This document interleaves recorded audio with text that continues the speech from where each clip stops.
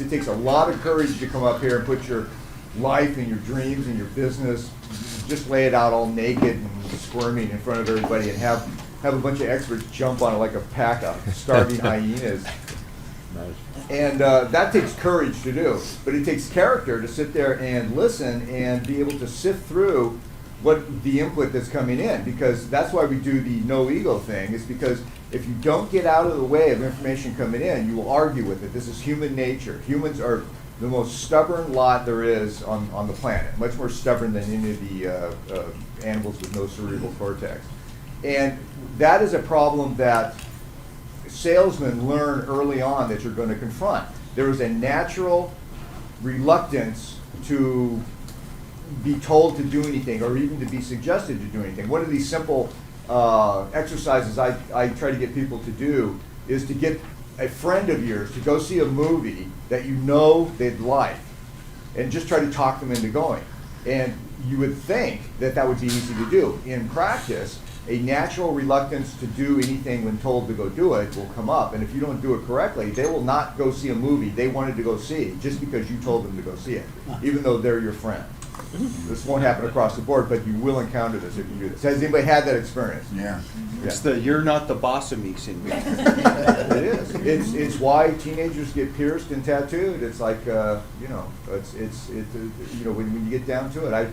That's the extent of my psychology, my bachelor in psychology. That's the extent of my knowledge of that. But it is.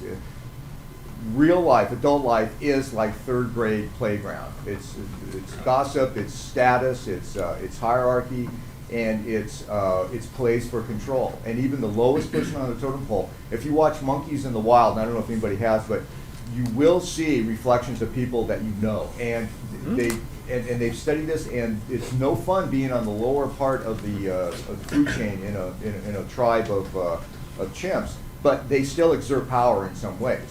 And they will mate with the queens, and all kinds of things will happen. So there's constant play going on. You realize it's all soap opera. The soap opera of the jungle. It's Days of Our Lives with a little more hair.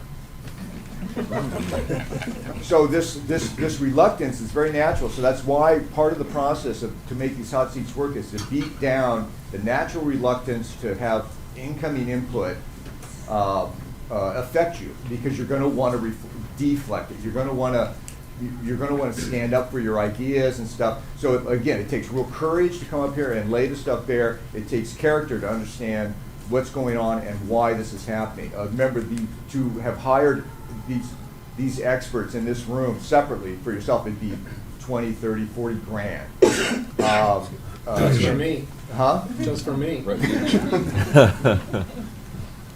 Yeah, but you'll cook. David, whatever it takes. Rachel and I were talking about what you're talking about, and one thing she came up with, which I thought was just great, is kid learning. Kids just listen, and they're open to all possibilities because they don't think they know anything. Yes, excellent point. The first thing, and the thing that impressed me most about the first time I met David, is you were at it was in San Francisco, we were at the System Seminar, Gary was there, and that's the first time I met David. And David agreed to look at some of my copy. And the first thing that David said before he looked at my copy was, I'm going to ask if you can do something that's very hard for most people to do. And that is, can you turn off your automatic defense mechanism? Can you just listen and take it in and not argue with it? And I thought about it and I said, okay. And he went through about 12 to 15 pages of copy, and I just went there and I gave him my word. And I didn't do anything. And then rewrote the copy based on what he said, and it was a home run. But if you can turn that piece off and just don't do anything, and you take the information here and apply it, you're going to make buckets of money. Just get out of your own way. Just the analogies are easier to understand in things like music.